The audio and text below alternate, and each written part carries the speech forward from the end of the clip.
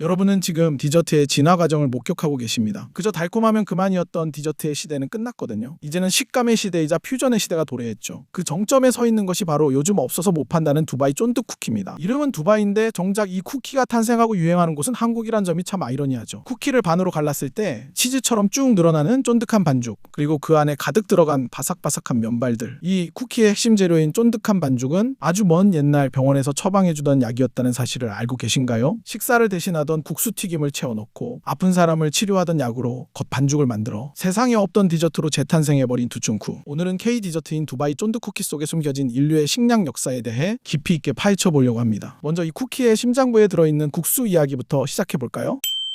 여러분도 잘 아시다시피 그 바삭한 식감의 정체는 카다이프입니다. 이제는 많은 분들이 카다이프가 중동의 국수라는 걸 알고 계시죠. 하지만 단순히 국수라고만 하기에는 이 재료가 품고 있는 역사의 무게가 꽤나 묵직합니다. 시계를 거꾸로 돌려 오스만 제국 시대로 가보겠습니다. 당시 중동 사람들에게 이 얇은 국수는 단순한 밀가루 반죽이 아니었습니다. 카다이프를 만드는 과정을 보면 아주 커다란 구리 원판을 뜨겁게 달구고 반죽을 실처럼 흩뿌려서 순식간에 구워냅니다. 이건 당시엔 꽤나 고급 기술이 필요한 요리였는데요. 하지만 이 국수가 진짜 힘을 발휘하는 순간은 따로 있었습니다. 바로 이슬람의 금식 기간인 라마단이었거든요. 해가 떠 있는 동안 물 한 모금 마시지 못하고 굶주려야 됐던 사람들에게 해가 지는 순간은 그야말로 생명력이 꺼져가는 위기였습니다. 이때 가장 빠르고 강력하게 에너지를 채워줄 무언가가 필요했죠. 그래서 사람들은 이 실타래 같은 국수를 버터에 튀기듯 볶고 설탕 시럽에 푹 절여서 먹었습니다. 얇은 면 사이사이에 스며든 버터와 당분이 순식간에 혈당을 끌어올려 지친 몸을 다시 움직이게 만드는 기폭제 역할을 했던 겁니다. 말하자면 카다이프는 생존을 위해 에너지를 급속 충전하는 고대 중동의 에너지 부스터였던 셈이죠. 그런데 21세기의 한국에선 이 강력한 에너지원을 디저트 쿠키 속에 가둬버렸습니다. 허기진 배를 채우던 국수 요리가 티타임 의 주인공으로 신분 세탁을 한 것이죠. 이것만으로 충분히 흥미롭지만 이야기는 여기서 끝나지 않습니다.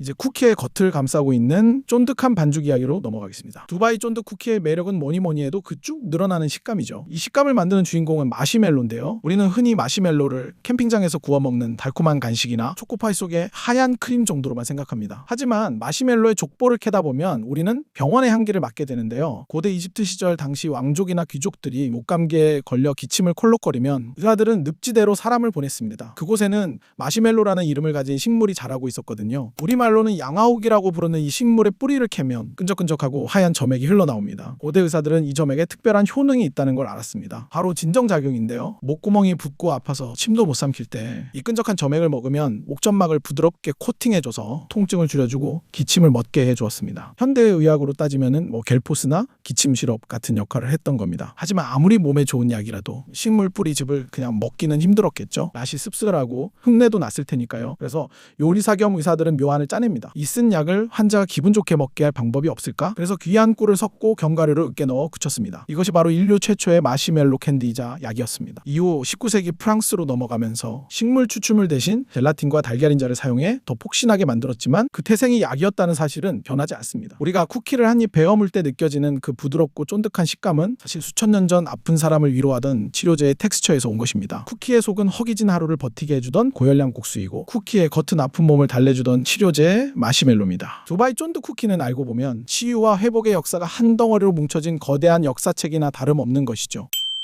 이 두바이 쫀득 쿠키가 탄생한 배경 또한 한국인의 문화와 관련이 있는데요. 아시겠지만 원조 두바이 초콜릿은 그냥 초콜릿판입니다. 딱딱하고 심플하죠. 그런데 한국에 상륙한 이후 이 초콜릿은 쿠키 반죽과 만나 쫀득해집니다. 우리나라 사람들이 유독 쫄깃하고 씹는 맛이 있는 식감을 선호하는 이유가 무엇일까요? 학자들은 그 이유를 우리의 주식인 쌀 문화에서 찾습니다. 우리는 아주 오랜 옛날부터 쌀을 밥으로 지어 먹고 그것도 모자라 떡까지 만들어 먹었거든요. 입안에 쩍쩍 달라붙는 찰기, 오래 씹을수록 배어나오는 곡물의 단맛, 오래전부터 이어온 쌀 문화로 인해 이 쫀득한 식감은 한국인의 미식 기준 중 하나가 되도록 DNA에 각인된 것이죠. 어쩌면 두바이 쫀득 쿠키는 이름만 빌려왔을 뿐 가장 한국적인 맛의 욕망이 투영된 결과물일지도 모릅니다. 우리가 살펴본 이 작은 쿠키 하나에 얼마나 많은 이야기가 담겨 있는지 느껴지시나요? 사막의 모래바람 속에서 생존을 위해 먹었던 카다이프, 고대 이집트 늪지대에서 아픈 목을 달래주던 마시멜로, 그리고 이 재료들을 하나의 쿠키 안에 구현해낸 현대 디저트 요리의 정수까지. 혹시 오늘 두바이 쫀득 쿠키를 드시게 된다면 천천히 음미해 보시는 건 어떨까요? 겉은 치유의 약처럼 부드럽고 속은 생존의 국수처럼 강인한 그 이중적인 매력을 느껴가면서 말이죠. 오늘의 이야기가 유익하셨다면 구독과 좋아요 부탁드리며 지금까지 수상한 식탁이었습니다.